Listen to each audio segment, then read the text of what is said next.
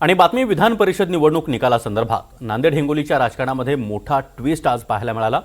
बंडखोर खासदार नागेश पाटील आष्टीकरांचे चिरंजीव कृष्णा पाटील आष्टीकर यांनी ठाकरे गटाला खुलं आव्हान दिलंय। पक्षाने केलेली हकालपट्टी मला मान्य आहे, पण नांदेड आणि हिंगोलीमध्ये पक्ष बांधून दाखवा असं म्हणत कृष्णा आष्टीकर यांनी थेट पक्षालाच इशारा दिलाय। दरम्यान कृष्णा आष्टीकर आता शिंदे गटामध्ये प्रवेश करणार असल्याचं देखील त्यांनी स्पष्ट केलंय। सुषमा अंधारे यांच्यावर टीका करत माझा पराभव त्यांच्यामुळेच झाला असा आरोप देखील नागेश पाटील आष्टीकर यांच्या मुलाने केला। हिंगोली लोकसभेचे खासदार नागेश पाटील आष्टीकर आज नांदेड विमानतळावर येणार आहेत आणि त्यांच्या स्वागतासाठी त्यांचे चिरंजीव रवाना झालेले आहेत। आपण सध्या नागेश पाटील आष्टीकर यांच्या हातगाव येथील निवासस्थानावर आहोत। तुम्ही स्वागतासाठी जात आहे, कशी असणार तयारी झाली? आपण बघा ना, म्हणजे आज तरी मी आत्ता सांगणे, आपण प्रत्यक्ष बघणे थोडासा इम्पॅक्ट असतोच, सस्पेन्समध्ये असू द्या। नक्कीच जे काही अपेक्षित असतं, एका लेकानी बापाचा आदर केला पाहिजे किंवा बापाचा सन्मान केला पाहिजे, योग्य सन्मान केला पाहिजे, त्याच पद्धतीने करेल। आपण विधान परिषदेला उभे होतात, पराभव झालाय, काय कारण असू शकते पराभव? सुषमा अंधारे हे एकमेव कारण आहे। आणि त्या बाईला आजार झालाय, मला कीव येते त्या बाईची। तिला ना एक जिभेचाही आजार झालाय आणि ती थोडी मानसिक रोगी झाली आहे त्यामुळे। आणि आज तरी मला वाटते ती पक्षाला ढेकणाप्रमाणे रक्त शोषून घेते पक्षाचं। दुर्दैव आहे की अशा वाचाळ तोंडाळ बाईच्या नादी लागून पक्षाने आजवर नाही, म्हणजे आज माझा पराभव झाला म्हणून ताबडतोब पक्षातून काढलं। म्हणजे काय माझा जर विजय झाला असता तर आपण प्रयत्न केला असता का? आणि मग आज कुठेतरी मला वाटायला लागलंय का माझे वडील खरंच बरोबर बोलत होते मला, का तुला आज नाही पण पश्चाताप होईल, लवकरच होईल। आणि मला वाटलं नव्हतं इतक्या लवकर वेळ येईल, ती आली।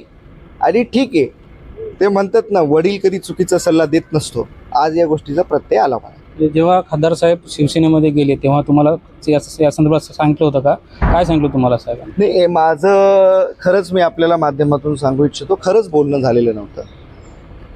हा, मी आपल्याला एक गोष्ट लपवून ठेवली। एकदा मला त्यांचा फोन आलेला, ज्या वेळेला मी कायम असं पोटतिडकीने सांगत होतो की मी पक्षासोबत आहे, मला त्यांचा एक फक्त मेसेज आला होता, काय फक्त एक 55 सेकंदाचा कॉल होता, का दादा तू जे काही करतोय इमोशनल म्हणून ठीक आहे, पण एकदा प्रॅक्टिकल बघ की बाई तुझ्यावर काय बोलतीये ते बघ, विचार कर।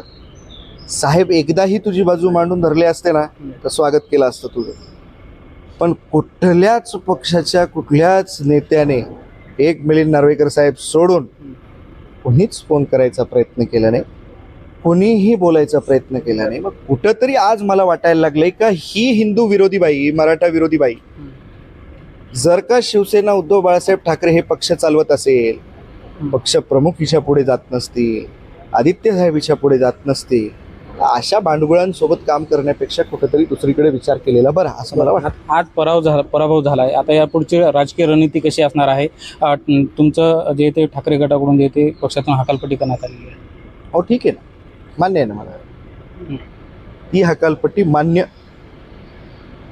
आता बांधून दाखवा नांदेडमध्ये, हिंगोलीमध्ये पक्ष। आम्ही जे काही आटापिटा केलाय का, आता ती काल परवा तिथं बाई हे सुद्धा बोलली का कसं आम्ही तिकीट मिळवलं, तिकीट मिळून निवडून सुद्धा आलो ताई आम्ही। तुम्ही एकदाही प्रचाराला आला नाही, आणि एकदाच आला होता तर माझा हात ड्रायव्हर होता, आणि या ड्रायव्हरला अक्षरशः आमची बोधडी म्हणून एक ठिकाण आहे किनवटच्या जवळ, किनवटला या बाईची सभा होती, बोधडीहून ही बाई परत हिमायतनगर पर्यंत गेली होती का मला पैशाचं पाकिट मिळालं नाही। दुर्दैव आहे, मला सांगावं वाटतं, या गोष्टीला आजही साक्षीदार आहेत माझ्याकडे। वो बात निकली है तो बहुत दूर तक जाएगी ताई, बात मैं भी जब निकालूंगा ना तो आपको भी बड़ी मुश्किल होएगी बाहर निकलने के लिए। आता साहेबांसोबत तुम्ही जाणार आहेत का राजकीय हेतूने, का शिवसेना ठाकरे गटात राहणार आहेत का शिंदे गटामध्ये? यस, 100% माझ्या वडिलांसोबत जाणार आणि सिद्ध करून दाखवणार का माझा योग्यच निर्णय होता। बरं, आज खासदार फुटीनंतर पुन्हा एकदा ठाकरे गटानं आमदारांची बैठक बोलवली, काय वाटतं तुम्हाला, आमदार सुद्धा फुटतील? नेवर नोस, खासदार फुटली तर काय आमदारांना फुटायला काय फार वेळ लागतो का?